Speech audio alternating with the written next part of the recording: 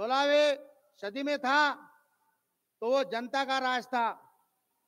आज तो वो तो हमने कभी देखा नहीं, पर देश में मोदी जी के नेतृत्व में आज जनता का राज है।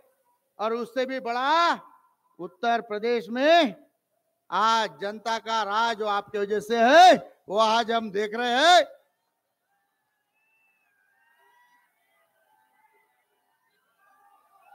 आपने राम को लाया है, हमने आपको मूर्तिजापुर बुलाया है और आपको आशीर्वाद आपको सुनने के लिए यह जनता दोपहर से 2 बजे से आपकी राह देख रही है धूप में। पर मैं आपसे एक विनती करता हूं, मूर्तिजापुर मतदार संघ के ये जनता मुझे 3 बार चुनाव जिता चुकी है। चौथी बार मुझे पार्टी ने एनडीए ने संधि दी है कि चौथी बार मैं इनकी सेवा करूं। विकास कार्य के लिए मैंने 3250 कोटी लाए हैं, पर मेरे मूर्तिजापुर के जो जनता है उनको रेलवे की बड़ी दिक्कत है। मैं आपसे विनती करता हूं रेलवे मंत्री वैष्णव जी से कि आपके माध्यम से मेरे मूर्तिजापुर में तिरुपति बालाजी, अमरावती, पुणे और एक गाड़ी का आप मुझे रुका दीजिए। मैं बस इतनी ही मांग करता हूं क्योंकि आपको सुनने के लिए जनता बैठी है।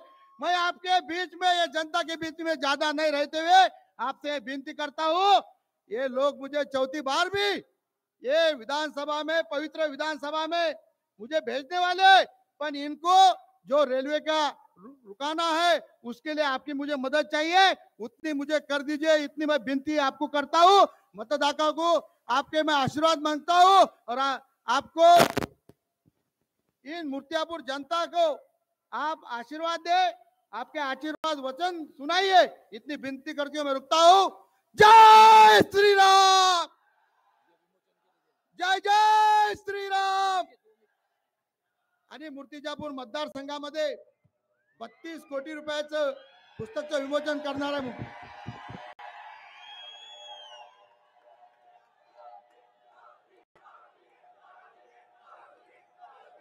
भारत माता की, भारत माता की, भारत माता की। छत्रपति शिवाजी महाराज की, छत्रपति शिवाजी महाराज की। वंदे वंदे वंदे। जय श्री राम, जय जय श्री राम। मंच पर उपस्थित अंगोला के लोकप्रिय सांसद श्री अनूप संजय धोत्रे जी, मध्य प्रदेश से यहां पर उपस्थित माननीय सांसद श्री ज्ञानेश्वर पाटिल जी, मध्य प्रदेश शासन के मंत्री श्री विश्वास सारंग जी, मूर्तिजापुर विधानसभा क्षेत्र से भारतीय जनता पार्टी महायुति गठबंधन के प्रत्याशी श्री हरीश जी पिपले, प्रकाश भारसाकले, श्री बसंत खंडेलवाल, मंच पर उपस्थित भारतीय जनता पार्टी महायुति गठबंधन से जुड़े हुए हमारे सभी पदाधिकारीगण और उपस्थित मूर्तिजापुर से जुड़े हुए सभी मेरे बहनों और भाइयों, 12 ज्योतिर्लिंगों में त्र्यंबकेश्वर, भीमा शंकर और कृष्णेश्वर जैसे 3 ज्योतिर्लिंग जिस पावन धरा पर अवस्थित हो, जिस पावन धरा को तुलजा भवानी के रूप में माता पार्वती की कृपा बरसती हो, पंढरपुर के विठ्ठल स्वामी के रूप में भगवान श्री कृष्ण जहां शोभायमान हो, कोल्हापुर में माता महालक्ष्मी का वास जिस पावन धरा पर हो, और सिंगापुर में न्याय के देवता शनिदेव साक्षात मौजूद हो, उस पावन धरा पर विधर्मी कहां ठहरने वाले हैं। महाराष्ट्र की इस ऐसी पावन धरा को कोटि कोटि नमन करता हूं। बहनों और भाइयों, इसीलिए तो हिंदवी स्वराज के संस्थापक छत्रपति शिवाजी महाराज ने हिंदू अस्मिता का परचम लहराने का कार्य किया। वह आज भी अटक से कटक तक, कश्मीर से कन्याकुमारी तक पूरे भारतवासियों के जज्बे को हमेशा गौरव के साथ ऊपर उठाता है। जिस धरा ने बाबा साहब भीमराव अंबेडकर स्वराज मेरा जन्मसिद्ध अधिकार है, इस उद्घोष को करने वाले बाल गंगाधर तिलक और वीर सावरकर जैसे महापुरुषों को जन्म दिया हो, उस पावन धरा को भी मैं कोटि कोटि नमन करता हूं। बहनों और भाइयों, महाराष्ट्र के अंदर विधानसभा का वर्तमान का चुनाव दो महागठबंधनों के बीच में चल रहा है। एक और प्रधानमंत्री मोदी जी के नेतृत्व में एनडीए के सहयोगी भारतीय जनता पार्टी के नेतृत्व में महायुति गठबंधन के रूप में है, जो राष्ट्र की सुरक्षा के लिए, राष्ट्र की संप्रभुता के लिए, विकास के लिए, विरासत के लिए, गरीब कल्याणकारी योजनाओं के लिए कार्य कर रही है। एक भारत श्रेष्ठ भारत के लिए कार्य कर रही है, तो दूसरी तरफ राष्ट्रीय सुरक्षा के साथ खिलवाड़ करने वाले, राष्ट्र की संप्रभुता को दांव पे लगाने वाले, भ्रष्टाचार को बढ़ाने वाले, अराजकता और विधर्मियों को गले लगाने वाले, अपने राजनीतिक स्वार्थों के लिए आतंकवाद और नक्सलवाद को बढ़ाने वाली महाअघाड़ी गठबंधन, जिसको मैं महाअनाड़ी गठबंधन कहता हूं, यह भी आपके सामने है। बहनों और भाइयों, मैंने इसे महाअनाड़ी इसलिए कहा क्योंकि इनका राष्ट्र धर्म से कोई मतलब नहीं है। एक तरफ महायुति गठबंधन मोदी जी के नेतृत्व में कहता है कि तेरा वैभव अमर रहे, मां हम दिन चार रहे न रहे, और दूसरी तरफ महाअघाड़ी गठबंधन के लोग कहते हैं कि मेरा वैभव अमर रहे, मां चाहे तुम रहो न रहो। और इसीलिए मैं आपसे सावधान करने के लिए आया हूं। कुछ उदाहरण आपके सामने याद करिए।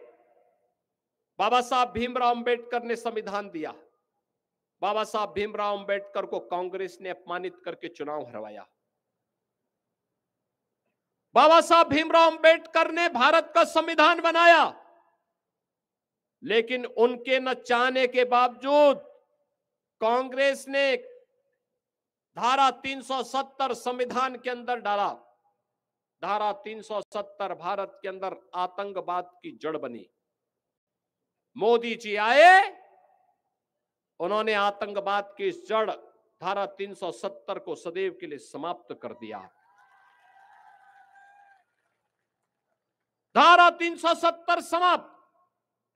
कांग्रेस सत्ता में थी। 1947 से देश के अंदर सबसे अधिक समय तक कांग्रेस ने शासन किया। लेकिन बहनों और भाइयों, अयोध्या में राम मंदिर का निर्माण हो, आतंकवाद का खात्मा हो, गौ हत्या बंद हो, हिंदू मानबिंदुओं की पुनर्स्थापना हो, बाबा साहब भीमराव अंबेडकर को सम्मान प्राप्त हो, बिरसा मुंडा को सम्मान प्राप्त हो, यह कार्य कांग्रेस ने कभी नहीं किया। प्रधानमंत्री मोदी जी के नेतृत्व में आज आप देख रहे होंगे बाबा साहब भीमराव अंबेडकर से जुड़े हुए पंच तीर्थ आज तीर्थ बनकर के पूरे देश और पूरी दुनिया को अपनी ओर आकर्षित कर रहे हैं। भगवान बिरसा मुंडा की जयंती 15 नवंबर को जनजातीय दिवस के रूप में मनाई जा रही है। तीर्थों के विकास के लिए जो कार्य वर्तमान में हो रहे हैं, काशी में काशी विश्वनाथ धाम, महाकाल में महालोक, केदारनाथ में केदारनाथ धाम का निर्माण, और अयोध्या में तो कहना ही क्या है। 500 वर्षों के बाद रामलला फिर से विराजमान हुए हैं। 500 वर्षों के बाद पहली बार रामलला ने अपनी जन्मभूमि पर होली भी खेली और दीपावली भी खेली।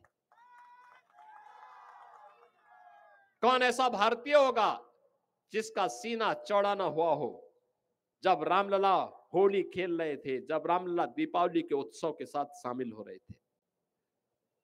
ये राष्ट्रीय स्वाभिमान यही है, हर काम देश के नाम। आज पाकिस्तान भी भारत की सीमा के अंदर घुसपैठ करने का दुस्साहस नहीं कर पाता। याद करिए, कांग्रेस की सरकार थी, ये महाअघाड़ी गठबंधन जब केंद्र की सत्ता में था, तब देश के अंदर कोई आतंकी वारदात होती थी, नाम पाकिस्तान का आता था। हम संसद में थे, बोलते थे कि भाई इसके खिलाफ कार्रवाई होनी चाहिए, तो कांग्रेस के नेता कहते थे नहीं नहीं ये सब मत बोलो, संबंध खराब हो जाएंगे। अरे हमारे देश की जनता मर रही है, विस्फोट हो रहे हैं, आतंकवाद तेजी के साथ देश के अंदर फैल रहा है, नक्सलवाद तेजी के साथ फैल रहा है, और तुम्हें संबंध सुधारने की चिंता है। और आज पाकिस्तान की हिम्मत नहीं, घुसपैठ बंद, पत्थरबाज बंद। आज पाकिस्तान भी जानता है भारत के घुसपैठ के अंदर घुसपैठ की कीमत क्या चुकानी पड़ेगी। आज पाकिस्तान भी जानता है, पाकिस्तान प्रस्त भी जानते हैं कि रामनवमी के जुलूस पर पत्थर फेंकने की कीमत क्या चुकानी पड़ेगी। वह भी इस बात को जानता है कि हनुमान चालीसा का पाठ रोकने की कीमत क्या चुकानी पड़ेगी। और इसलिए बहनों और भाइयों, मैं आप सबसे कहने के लिए आया हूं, पाकिस्तान आज वैश्विक मंच पर रोता है कि हमें बचाओ, कहीं भारत हमला न कर ले। एयर स्ट्राइक और सर्जिकल स्ट्राइक कब है उसे है। आपने 3 दिन पहले सुना होगा, चीन की सेना पीछे हट रही है और भारत की सेना वहां मार्च कर रही है, फ्लैग मार्च कर रही है, गश्त कर रही है। यह है नया भारत। अपने देश की सुरक्षा भी करना जानता है, अपने नागरिकों को सुरक्षा प्रदान भी करना जानता है, अपने विरासत का सम्मान करना भी जानता है। इंफ्रास्ट्रक्चर के highway, railway, metro, IIT, IIM, AIIMS, 1 district 1 medical college, हर घर नल की योजना, यह भी बनाना जानता है। और गरीबों को, 80 करोड़ गरीबों को फ्री में राशन देना भी जानता है। यह है मोदी जी के नेतृत्व में नया भारत। ये नया भारत इसलिए है क्योंकि 140 करोड़ लोग मोदी जी पर विश्वास करते हैं। और मैं इसीलिए कहता हूं, एक रहोगे तो नेक रहोगे, एक रहोगे तो नेक रहोगे। बंटे थे, कटे थे, गुलाम इसलिए हुए थे क्योंकि जाति के नाम पर बटे थे, क्षेत्र के नाम पर बटे थे, भाषा के नाम पर बटे थे, तमाम वादों के आधार पर बटे थे। एक रहेंगे तो नेक रहेंगे, और जब बटे थे तो कटे थे। आज बटना नहीं है, एकजुट होकर के कार्य करना है, और एकजुट होकर के कार्य करके भारतीय जनता पार्टी के महायुति गठबंधन को फिर से महाराष्ट्र की सत्ता सौंप करके महाराष्ट्र के अंदर मोदी जी के नेतृत्व में भारत चल रहा है। महाराष्ट्र के अंदर एकनाथ शिंदे, देवेंद्र फडणवीस, अजित पवार, इनके नेतृत्व में जो महायुति गठबंधन महाराष्ट्र को फिर से छत्रपति शिवाजी महाराज के सपनों को साकार करने के लिए जिस कार्यक्रम को आगे बढ़ा रही है, इस अभियान के साथ हम सबको जुटना है। आप सभी से मैं अपील करने के लिए आया हूं। भारतीय जनता पार्टी ने श्री हरीश जी पिपले को मूर्तिजापुर विधानसभा क्षेत्र से अपना फिर से प्रत्याशी बना करके उतारा है। बसंत खंडेलवाल को अकोला से और श्री प्रकाश वर्षा कले को अकोट से, इन सबको आपका आशीर्वाद प्राप्त होगा। देंगे आशीर्वाद? दोनों हाथ ला करके खड़ा करके मुझे बताओ, दोनों हाथ ला करके हरीश जी पिपले को वोट देंगे? भाजपा और महायुति गठबंधन को विजयी बना के भेजेंगे, भारी बहुमत से विजयी बना के भेजेंगे? हरीश जी पिपले को चौथी बार बना के भेजेंगे ना? इस बार चौका लगेगा, चौका लगाएंगे ना? तो फिर मेरे साथ बोलेंगे, भारत माता की, भारत माता की, भारत माता की जय श्री राम, जय जय श्री राम।